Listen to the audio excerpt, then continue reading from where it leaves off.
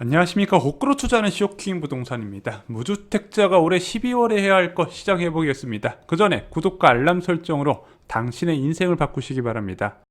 자, 여러분들이 아시다시피 기준금리가 많이 올라가게 될 것 같습니다. 정부 관계자들이 계속해서 금리 인상에 대한 경고를 해서가 아니라 당연한 상식적으로 알 수 있는 거예요. 왜냐면은 저금리는 명분이 있어야 가능합니다. 부작용이 따라오게 돼 있는데 이 부작용을 감안하고 나서라도 저금리를 유지시킬 명분 두 가지가 있어요. 첫 번째는 경제가 너무 안 좋거나 또는 저물가가 지속되면서 자원 배분에 왜곡이 발생할 우려가 있을 때 저금리를 유지시킬 수가 있는데 지금 성장률이나 물가 부분 모두 다 이 저금리 명분을 없애고 있다는 거죠.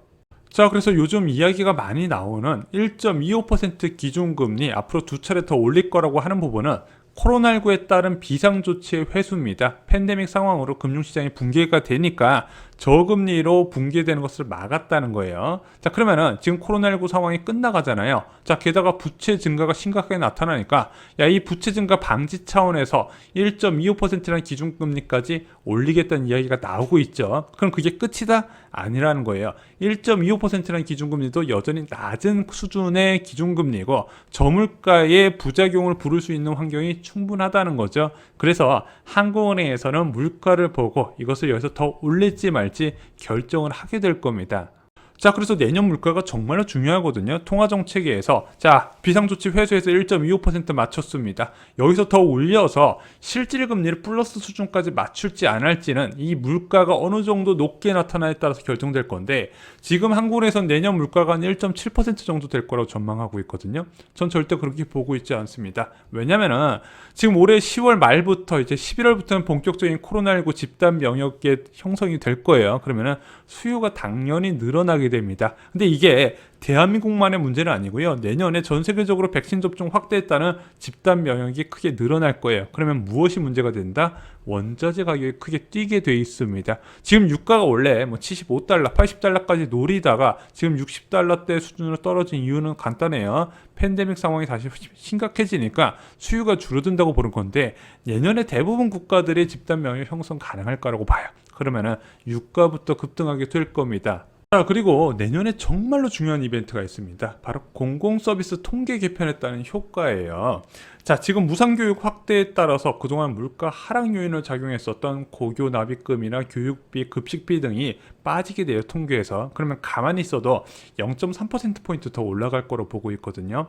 게다가 내년에 서비스 요금 인상도 지속적으로 이어질 거라고 보고 있습니다. 공산품 요금이 많이 올랐으니까 이것을 서비스 요금에 반영을 해야 되는데 코로나 때문에 반영을 못하다가 한꺼번에 내년에 반영할 수 있다는 거죠. 전기요금 같은 것도 내년에 많이 올라갈 겁니다. 그러면은 내년에 고물가가 지속이 된다면은 1.25%라는 기준금리도 낮은 수준으로 인식이 될 거예요. 내년에 한 2.2% 물가 상승률 나오네. 기준금리 1.25%고 예금금리가 1.6%다. 어이구야, 실질금리가 마이너스 0.6%네. 유동성이 많은 상황이다. 금리를 올려서 이 유동성을 회수하겠다. 통화정책이 이렇게 결정을 한다는 겁니다. 그러면은 1.25%에서 더 올리게 된다면 내년에 과연 주택가격이 폭락을 할까요?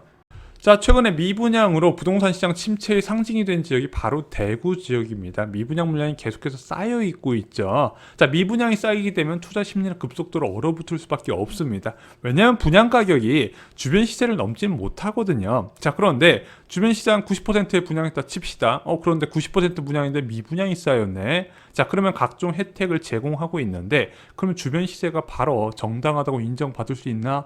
없죠. 그럼 주택가격이 폭락해야 되는데 과연 대구 아파트 가격이 하락했을까요? 가격 하락 안 했습니다. 자, 올 초부터 미분양 문제가 심각해졌지만 가격 절대 하락하지 않았다는 거죠. 금리가 지속적으로 오른다 해도요, 실제 체감할 정도의 하락은요, 시간이 오래 걸릴 겁니다. 이게 주택시장의 특징이에요. 악재를 바로바로 반영하지는 않습니다. 자, 실제 금리가 올라간다는 건 주택시장의 악재인 건 다 알고 있어요. 자, 그런데 누구한테 악재일까요? 수요자 입장에서 악재예요. 지금 안 그래도 주택가격이 너무 비싼데 이자까지 더 올라서 못 사겠다 이렇게 접근할 수 있는 거죠. 그래서 지금 매수자하고 매도자에서 팽팽한 줄다리기가 매도자 우위로 가는 이유는 여기서 비싸도 그래도 사야겠다는 사람들의 심리가 있거든요. 그 바탕에는 저금리가 장기화될 거란 믿음이 깔려 있는데 두 번 정도 올리면 그 저금리의 장기화 믿음이 깨지다 보니까 수요자는 드디어 망설이게 된다는 겁니다. 그럼 공급자가 수요자가 당장 안 산다고 집값을 바로 하락시켜서 매도를 내놓을까요? 아니에요. 그냥 사기 싫으면 말아라. 그냥 계속 갖고 있는다는 거죠. 그래서 공급자는 가격을 안 낮추고 수요자는 비싼 가격에 안 사주기 때문에 현재의 상승세는 두 차례 금리 인상이 끝난 11월부터 멈출 가능성이 있습니다. 그래서 올해 말 정도가 고점일 거라고 본다 말씀을 드렸죠. 야, 그러면은 진짜 하락은 언제 일어나냐? 매도자가 가격을 크게 낮출 때 일어난다는 겁니다. 자, 매도자가 가격을 크게 낮추면서 파는 경우는 언제 있을까요? 쇼킹 부동산에서는 세 가지 사례를 강조를 드립니다. 첫 번째, 전세 가격이 하락을 할 때 이 전세 가격이 어느 정도 하락해야 될까요? 2년 전 시세보다 크게 낮을 경우입니다. 최소 5천만 원에서 1억 정도는 하락을 해야 돼요. 신용대출만으로도 확보가 안 될 정도로 전세 가격이 하락했을 경우에 금매가 크게 늘어난다는 부분이죠. 그래서 금리와 공급이 전세 가격에 크게 영향을 주는데 특히 대규모 입주 시기에 금리가 지속적으로 올라가는 상황이 맞춰지면 굉장히 위험하다 말씀드렸어요. 자, 그 다음에 매도자가 가격을 크게 낮추면서 파는 경우가 언제일까요?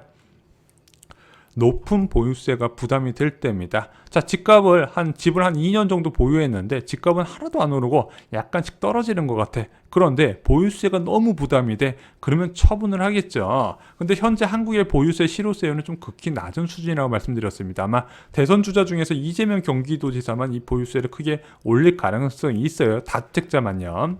자, 마지막으로 하락 공포가 클 때입니다. 자, 주택 가격이 계속 하락하고 있는데 앞으로 금리가 더 올라갈 것 같고 입주 물량이 늘어난다는 전망이 있으면 당연히 팔려고 하겠죠. 문제는 이 높은 보유세 부담이나 하락 공포가 클 때 모두 다 장기적으로 어느 정도 조정이 끝난 이후에 나타나는 급매물이라는 거지 당장에 이런 사례를 통한 매물 증가가 일어나지는 않는다는 거죠. 그래서 지금 당장 폭락을 기대하시는 분들은 전세 가격 하락을 기대하시는 게 좋다 말씀을 드렸습니다. 자, 그럼 내년 기준금리가 1.25% 이상 되면 아파트 가격은 어떻게 될까요? 저는 보합 또는 약보합이 나타날 거라고 보고 있습니다. 급격하게 하락하려면 매도자가 매물을 싸게 내놔야 되는데 자, 그렇게 싸게 내놓는 세 가지 사례가 있다 말씀드렸어요. 근데 이 세 가지 모두 다 그렇게 영향을 줄 것 같지가 않다는 겁니다. 자, 결국 진정한 하락은요, 입주 물량이 늘어나는 2023년을 기대할 수 있다는 겁니다. 자, 2023년 왜 기대한다 말씀드렸죠? 국내 최대 단지 둔촌주공 12,000세대가 2023년 하반기에 입주를 하는데 와, 개포주공 1단지 6,700세대도 같은 하반기에 입주를 진행하게 됩니다. 근데 이게 끝이냐고요? 아니에요. 자, 여러분들 작년 6월, 7월에 밀어내기 분양 많이 있었던 거 아시죠? 왜 그럴까요? 자, 김영민 국토부 장관이 민간택지 분양가 상한제 시행 이전에 2020년 7월까지 분양 진행한 아파트 단지는 민간택지 분양가 상한제 적용 안 한다니까 너도 나도 나서서 여러 차례 분양이 진행이 됐다는 부분입니다. 이렇게 분양 물량이 많아진 게 언제 입주다? 2023년 입주다. 그래서 굉장히 물량이 많이 쏟아지는 게 2023년이라는 거죠. 자, 그런데 이렇게 입주 물량이 많아질 때 예금금리 2% 이상이 유지된다면 엄청난 파장이 나타날 수 있다는 겁니다. 한 2년 정도 남았어요. 자, 그럼 존버하시는 무주택자분들은 어떻게 해야 될까요? 저는 이 방법을 추천드리고 싶습니다. 올해 12월 말에 리스트를 하나 작성해 보세요.